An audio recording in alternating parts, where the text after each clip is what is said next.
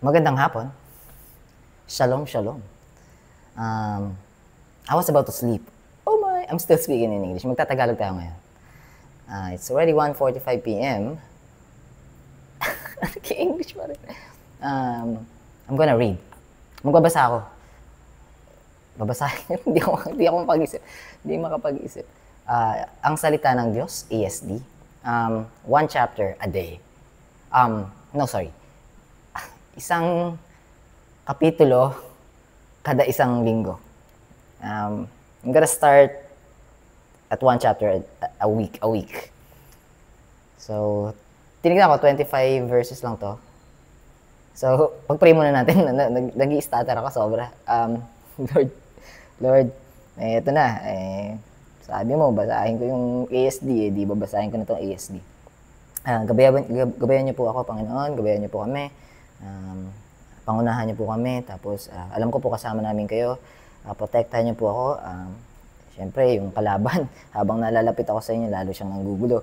And, sinusuko ko na po sa inyo. Kung ano man yung mangyayari ngayong araw na to, kung may matanggap ako na wisdom, ano ba Tagalog ng wisdom? Nalimutan ko, sorry po Lord. Na wisdom from you, and kayo naman yung maghahanda, magpe-prepare, magre-ready ng puso namin, puso ko po. And, gusto kong basahin to Lord eh. Ang ganda ng ano eh.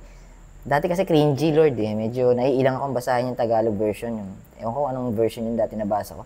Pero itong ASD, ang lapit niya sa puso ko eh. So, thank you Lord. Thank you for pushing me. And ako'y nananalangin sa ngalan ng anak na si Yesu Cristo, Jesus Christ, Yeshua Hamshak. Siya lang po ang aming tagapagligtas. Ako po personally, siya po ang aking tagapagligtas. Di ko kayang iligtas yung sarili ko. Maraming salamat sa pagpapadala niyo po sa Kanya para sa amin, para po sagipin kami. At sinagip niya na po kami. So maraming salamat. At ako'y nananalangin sa ngalan niya, Panginoon, ng inyong nag-iisang anak, bugtong na anak. Amen and amen. Amen and amen. Alright, so 2 minutes na. So simulan ko na. One moment. Mateo, chapter 1. Ang mga ninuno ni Jesus. So genealogy to. So anyways, simulan natin. Ito ang talaan ng mga ninuno ni Jesus, ang Mesayas na anak ni David, na anak ni Abraham. So lineage, genealogy. Basa-basa lang pala. Magpapaliwanag. Verse 2. Ano ba yung verse? Kapitulo, basta verse 2. Si Abraham ang ama ni Isaac. Si Isaac ang ama ni Jacob, ni Jacob. At si Jacob ang ama ni Judah at ng kanyang mga kapatid. Si Judah ang ama ni Perez at si Zerah, at sila ay mga anak niya kay Tamar. Si Perez ang ama ni Hezron, si Hezron ang ama ni Ram. Verse 4, si Ram ang ama ni Aminadab, si Aminadab ang ama ni Naazon, si Naazon ang ama ni Salmon. Verse 5, si Salmon ang ama ni Boaz, at si Rahab ang kanyang ina. Si Boaz ang ama ni Obed, at si Ruth ang kanyang ina. See that? Rahab, Gentile, and then Ruth, also a Gentile. Why am I explaining? Sorry. Kasi linya to ni Jesse, tsaka ni David. Tapos, si Lord, na-excite ako, sorry. Sorry guys, I do apologize. Si Boaz ang ama ni Obed, at si Ruth ang kanyang ina. Si Obed ang ama ni Jesse. Here we go. Verse 6, at si Jesse ang ama ni Haring David. Yung next kay Haring Saul. So si Haring Saul muna yung anointed king, tapos si Haring David na. Si David ang ama ni Solomon, si King Solomon. Ang kanyang ina ay si Bathsheba. Si Bathsheba, asawa ni Uriah, may kasali si Haring David. Natukso siya kay Bathsheba, magkakaroon sila ng nakisiping siya. Ngayon, para mas maging formal or makuha niya si Bathsheba, ginawa niya, inutusan niya si Uriah. O Uriah, punta ka doon sa harapan ng gera. At doon namatay si Uriah. So, adultery and murder naging sin ni David doon. But he repented. Change of mind, and believe na yung faith niya nandun pa rin. So, medyo malilito kayo nito, no? Kasi medyo malalim ito, papaliwanag ko na to. Naku, basa nga lang to, JB. Ba't ka nagpapaliwanag? Sorry. So, hindi kasi exciting yung story ni King David. So, and he's flawed. Alright? He's anointed, but he's flawed. King Saul, anointed, flawed. Samson, anointed, flawed. What does it mean? What is the Old Testament? Ano ang pinapakita sa atin ng Old Testament? Paulit-ulit. Ang Old Testament, ang lumang tipan, ay nagpapakita sa atin kung gaano kasama ang puso ng tao. At ito malupit, kahit ano na, hinati na yung sea. Nagpadala na ng flood. Nakita na yung kapangyarihan ng Diyos. Mananampalataya sa umpisa, maniniwala, and then pagka nakampante na, nasa peaceful na yung nangyayari, happy na. Kasala na naman. Paulit-ulit yun sa Book of Judges, sa Book of Kings. But anyways, nandito tayo sa Book of Matthew, sa libro ni Mateo. I do apologize. Basta maganda story yan ito, basahin niyo. Sa Old Testament to. Lalo pag umabot na kayo Bathsheba. Anyway, sorry guys. Ulitin ko lang verse 6, mahaba to. At si Jesse ang ama ni Haring David, si David ang ama ni Solomon, ang kanyang ina ay si Bathsheba, Bathsheba, B-A-T-S-H-E-B-A, na dating asawa ni Urias, Urias sa Tagalog, Uriah sa some English versions, including KJV. Verse 7, si Solomon ang ama ni Rehoboam, si Rehoboam ang ama ni Abias, si Abias ang ama ni Asa, si Asa ang ama ni Jehoshaphat, si Jehoshaphat ang ama ni Jehoram, si Jehoram ang ama ni Uzzias. Verse 9, si Uzzias ang ama ni Jotham. Genealogy is very important, so you can see, makikita sa genealogy, sa linya ng mga ninuno, yung time frame as well. So, sa mga scholar, importante yun. Verse 9, right? Verse 9. Si Uzziah ang ama ni Jotham, si Jotham ang ama ni Asa, si Asa ang ama ni Ezekias, si Ezekias ang ama ni Manasseh sa English version. Si Manasseh ang ama ni Amon, si Amon ang ama ni Josias. Verse 11, si Josias ang ama ni Jeconias at ng kanyang mga kapatid. Sila ipinanganak noong panahong binihag at dinala sa Babylonia ang mga taga-Juda. Matapos silang dalhin sa Babylonia bilang bihag, si Jeconias ang ama ni Salatiel. Si Salatiel ang ama ni Zerubbabel. Verse 13, si Zerubbabel ang ama ni Abiud. Si Abiud ang ama ni Eliakim. Si Eliakim ang ama ni Azor. At si Azor ang ama ni Sadok, letter S. At si Sadok ang ama ni Akim. Si Akim ang ama ni Elihud. At si Elihud ang ama ni Eleazar. Si Eleazar ang ama ni Matan. Palapit na tayo ng palapit. I can recall this verse. Si Matan ang ama ni Jacob. Ayun na, kay Jacob. Ibang Jacob to Verse 16. At si Jacob ang ama ni Jose. Ayan na. Verse 16. At si Jacob ang ama ni Jose na ang asaway si Maria. Si Maria ang ina ni Jesus na tinatawag na Mesayas. I had a partner before. May partner ako ex Kala ko kami na Kala ko talaga Kasi ang pangalan ko Jose. Tapos ang pangalan niya Maria. Ewan ko kung saan dadalhin ni Lord. Kasi walay na kami. Wala Hindi na ako pinapansin 17. May hugot. Sorry. My bad, my fault. I'm the one who's wrong on that relationship. Ang dahilan ng pagkakahiwalay namin is ako, pride, ego, self-centered, mayabang. Ako yun. Tapos, pikunin, magagalitin, mahintin ang ulo, hindi pa patalo. Dami. Napakasama akong tao. Kung alam niyo lang. Kaya ako kailangan si Jesus Christ. Kasi kung ako lang, wala. Sa impyerno punta ko. Kung walang Jesus Christ. At hindi ko rin kayang pagbayaran yung mga kasalanan ko. Dahil ang kabayaran ng kasalanan ay kamatayan. Pero ang regalo ng Panginoon ay buhay na walang hanggan sa pamamagitan ng dugo through our Lord Jesus Christ. Di ko pa alam paano itagalog eh. Siguro mas kakasanayan ko din. Verse 17. Verse 16. Oh, sorry. At si Jacob ang ama ni Jose, na ang asawa ay si Maria. Si Maria ang ina ni Jesus, Jesus Christ, Yeshua. Kung Yeshua, yung Hebrew name, dahil ito'y nasasakupan sila ng Romano, Greek ang native language, universal language na nila before, sa part ng Europe na yun. So, Koine Greek, common Greek language. So, sa Koine Greek, sa Greek, Jesus Christus. Sa Hebrew, Yeshua, Messiah. In English, pag tinranslate ng English ng KJV, Jesus Christ. Christ is also HaMashiach. Christus sa Koine Greek. Heso Kristo sa Tagalog. Now, let me just read it back. O basahin ko ulit.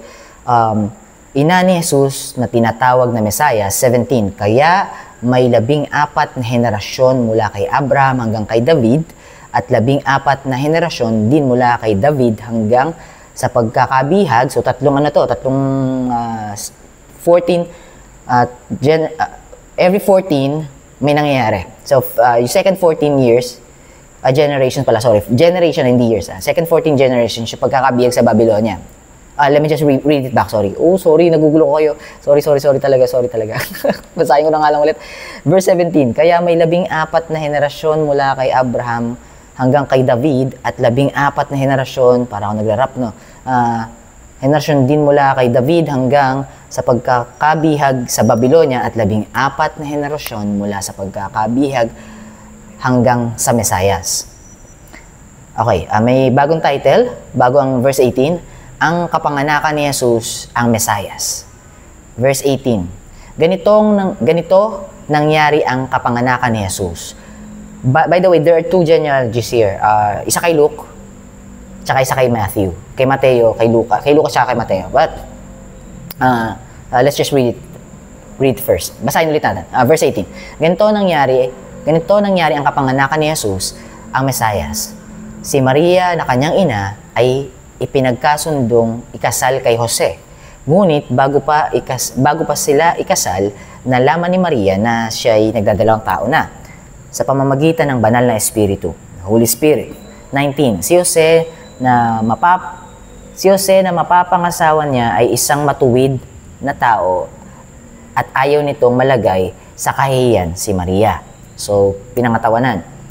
Kaya ipinasya niyang, ayaw niyang mapahiya si Maria, kaya ipinasya niyang hiwalayan na lang, may ink blotch kasi, ayun, may ink blotch. Asan na ba yun? Ink blotch, ito. So, natabunan niya yung word yung word na natabunan ng ink blotch. So, kaya ipinasya niyang hiwalayan na lang si Maria ng palihim. Verse 20. Ngunit, habang pinag-iisipan nito, 13 minutes, niya ito, may isang anghel ng Panginoon na nagpakita sa kanya sa panaginip. Sinabi nito, Jose, anak ni David, huwag kang matakot na pakasalan si Maria dahil ang ipinagbubuntis niya ay mula sa banal na Espiritu. 21. Manganganak siya ng isang lalaki at papangalanan mo siyang Jesus, Yeshua, Jesus, dahil ililigtas niya ang kanyang bayan sa kanilang mga kasalanan. Meaning ng Yeshua, Savior. To rescue. Savior. Alright. 22. Nangyari ang lahat ng ito para matupad ang sinasabi ng Panginoon sa pamamagitan ng mga propeta. Prophecy. 23. Magdadalang tao ang isang birhen at manganganak ng isang lalaki. Tatawagin siyang Emmanuel. Ang ibig sabihin ay kasama natin ang Diyos. The Lord with us. 24. Nang magising si Jose, ginawan nga niya ang ipinag-uutos ng anghel ng Panginoon at pinakasalan si Maria. By the way, angel means messenger. Angel means messenger. So, verse 25, last verse na to. Ngunit hindi siya sumiping kay Maria hanggang sa maipanganak nito ang sanggol. Nang maisilang na ang sanggol, pinangalanan siya ni Jose ng Jesus. But there's an important line there. Verse 25. Ngunit hindi siya sumiping kay Maria hanggang sa maipanganak nito ang sanggol. Nang maisilang na ang sanggol, pinangalanan siya ni Jose ng Jesus. Let me just read it in KJV. Verse 25. And knew her not, Joseph knew her not, till she had brought forth her firstborn son. See that? Some says that Mother Mary is perpetual virgin. But listen to the verse. And knew her not till she had brought forth her firstborn son.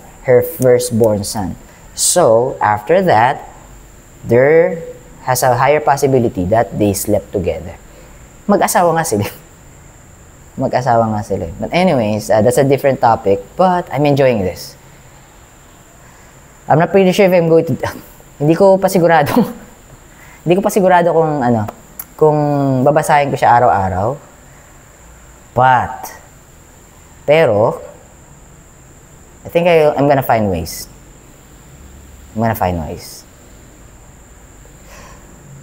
Pipilitin ko na walang interpretation, just reading, kasi it's 17 minutes.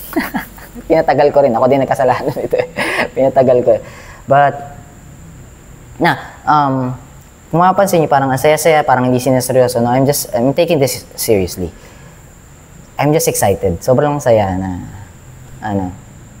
pinag-iisipan ko lang 2 weeks ago na basahin ko kaya ASD. Hiwalay doon sa Bible reading ko. At panibagong Bible reading. Puro na ako Bible reading na, hindi. Napakasarap kasi. Ewan ko, baka tingin niyo kung nababaliw ako, di okay lang. Basta nababaliw ako sa Panginoon. Yun lang masasabi ko. Let me just close in prayer. Manalangin tayo. Hindi pa ako sanay. Hindi ko pa nasisimulan to, Panginoon. Ama. Heavenly Father, maraming salamat po. Thank you sa time na binigay nyo. Ngayong hapon, so additional. Hindi ko alam kung paano ko masusustain to, pero sobrang asaya lang kausapin kayo.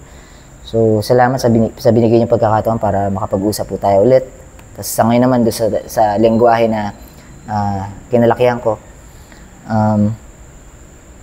Thank you. I'm not forcing it.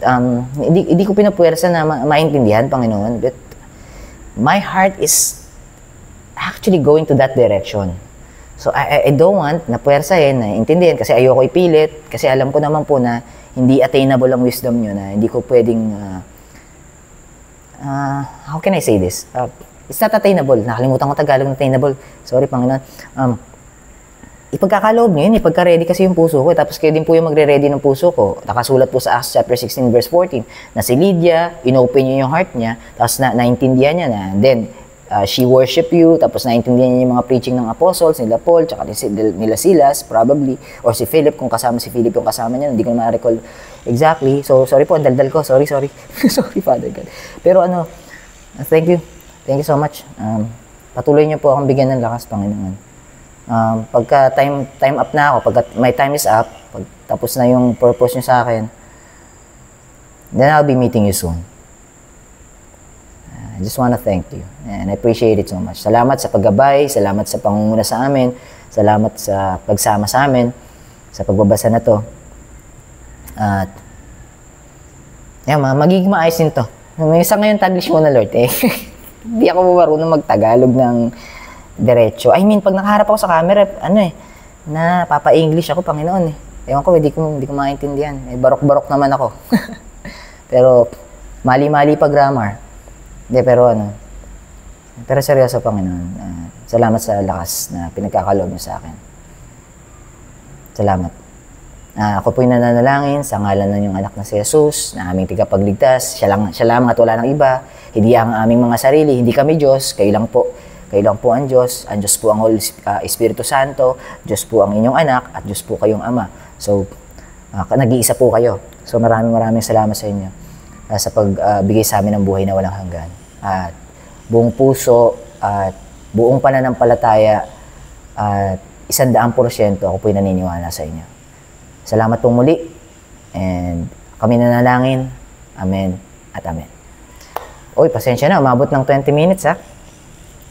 Check lang natin yung Mateo chapter 2. Titry ko lang kung kaya ko bukas. Hanggang ilan ba to? 23 lang, kaya ko to bukas. Sige, bigyan ko ng oras sa bukas. Tatry kong may paigsin, mga 10 minutes. Try natin 10 minutes, 10 minutes. Anyways, God bless you. Paano ba yung God bless you? Paano ba sa Tagalog God bless you? Basta God bless you, keep safe. Alam ko ibig sabihin na. God bless you, keep safe.